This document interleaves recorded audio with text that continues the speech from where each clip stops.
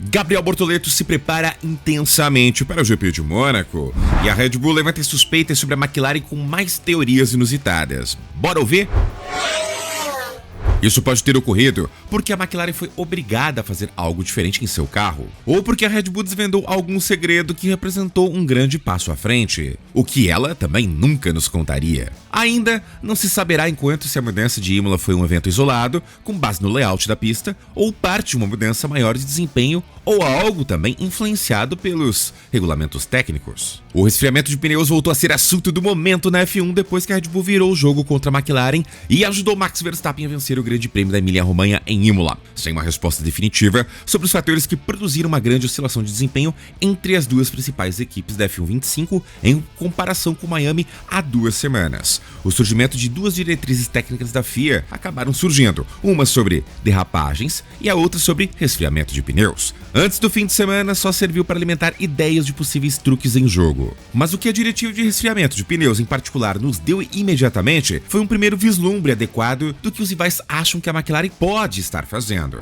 Conforme relatado anteriormente, o regulamento técnico que a FIA enviou sobre a carroceria das rodas em relação ao resfriamento dos pneus não estipulava nenhuma mudança na interpretação dos regulamentos. Em vez disso, estava apenas publicando correspondências que ocorreram entre a Red Bull e o departamento técnico da FIA sobre algumas ideias de resfriamento de pneus. Esse tipo de troca é comumente usado por equipes para descobrir o que os rivais estão fazendo. Receber orientação de que um certo sistema ou procedimento é ilegal significa que qualquer outra equipe que utilize efetivamente tem que parar de fazê-lo imediatamente. A correspondência é fascinante, pois nos oferece uma visão de um competidor sobre teorias, sobre o que a McLaren poderia ter feito e qual é a posição da FIA sobre tudo isso. A Race viu uma cópia deste TD. TD, regulamento técnico, vou abreviar aqui para ficar mais fácil, beleza? Regulamento técnico, TD. Combinado? Vamos lá. Bom, a Race viu a cópia, então, que acaba incluindo uma série de perguntas da Red Bull sobre ideias de design e procedimentos relacionados ao resfriamento de pneus, além de algumas respostas da FIA sobre o que ela acha que é e o que não é permitido.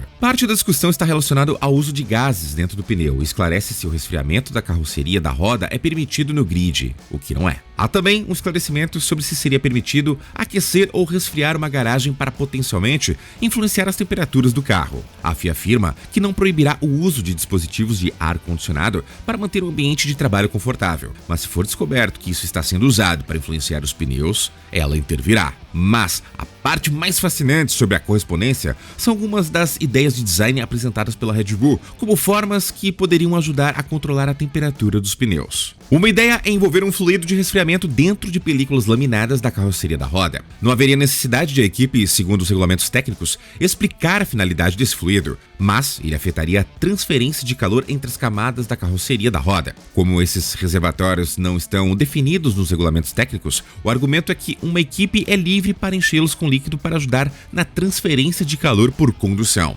Esses reservatórios seriam totalmente selados, embora um projeto alternativo pudesse ser criado para vazar parte desse fluido para o fluxo de ar do duto de freio ou para alguns componentes mecânicos. A FIA disse que consideraria qualquer direção ilegal por 2 motivos, assumindo que, por fluido, a ideia significava líquido. A primeira é que considerou que isso seria uma violação do artigo 11.5, que afirma o resfriamento líquido dos freios é proibido. Além disso, considerou que isso poderia infringir o artigo 10.8.4d, que afirma que qualquer dispositivo, sistema ou procedimento é ilegal se ajudar a aquecer as rodas, cubos ou freios ou a manter a sua temperatura, exceto para dirigir o carro. Outra ideia envolveria ter um reservatório de fluido de resfriamento que seria mantido dentro da carroceria da roda, que poderia então ser implementado para ajudar no resfriamento. O fluido pode então ser transferido para um duto na carroceria da roda por meio de um tubo, com alimentação gerada pela aceleração do veículo por meio do momento. Todas as superfícies dos dutos utilizadas seriam impermeáveis, assim como o reservatório, para cumprir com as regras relativas à influência aerodinâmica. O projeto também observaria o requisito de que a carroceria da roda fosse rigidamente fixada à vertical, já que o duto é completado pelo tubo rígido e pelo reservatório. Outra ideia é semelhante ao conceito de ter um reservatório para fluido de resfriamento dentro das rodas, exceto que desta vez não seria um elemento independente.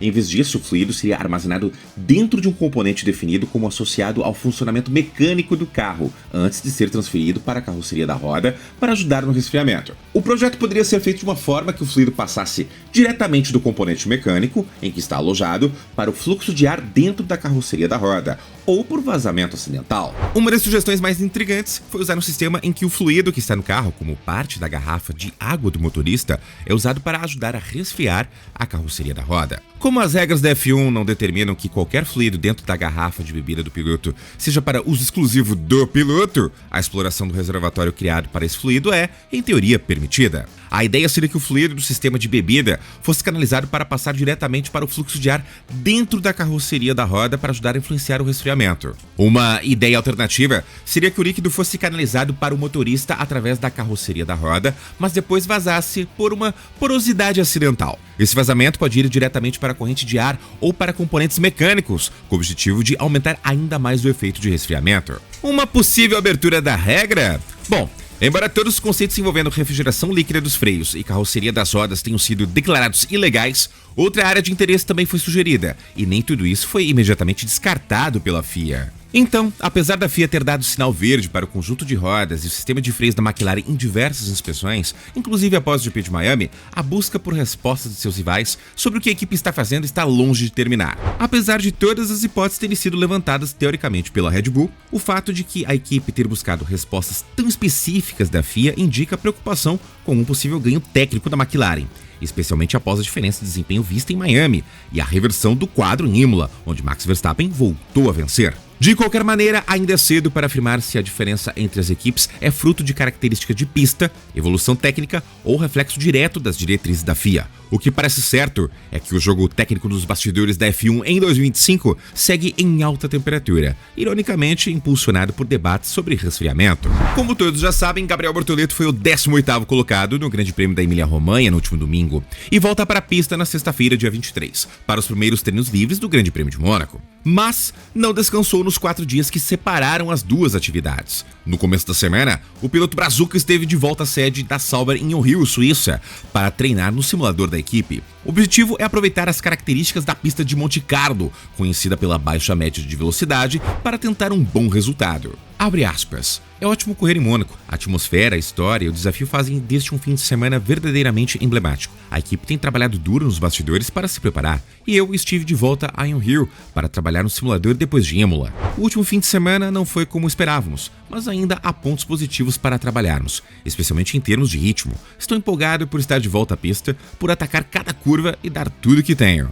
Gabriel ainda está naquela busca insana pelos seus primeiros pontos desde que estreou na F1. O melhor resultado do brasileiro foi um 14º lugar no GP da China, beneficiado pelas desclassificações de outros pilotos. Desde então, o melhor resultado foi o 18º lugar, repetido em 3 etapas: Bahrein, Arábia Saudita e Emília-Romanha. Na Sauber, a expectativa por bons resultados se baseia na principal mudança de Mônaco para o GP de 2025, a obrigatoriedade de 2 pitstops para cada piloto. E nas palavras de Jonathan Whitley, haverá uma reviravolta moderna ao legado neste ano, com a implantação de 2 pitstops pela primeira vez na corrida, o que significa que os dados e a tomada de decisões serão mais importantes do que nunca. Mônaco é um desafio dentro e fora da pista. As ruas estreitas e as curvas apertadas não deixam margens para erros, tornando tudo mais recompensador quando dá certo. Depois de Imola, passamos a semana revisando os dados e as decisões que tomamos na corrida. Sinto que não entregamos o melhor para nossos pilotos quando a oportunidade veio. E, como sempre, vamos buscar cada oportunidade para melhorar.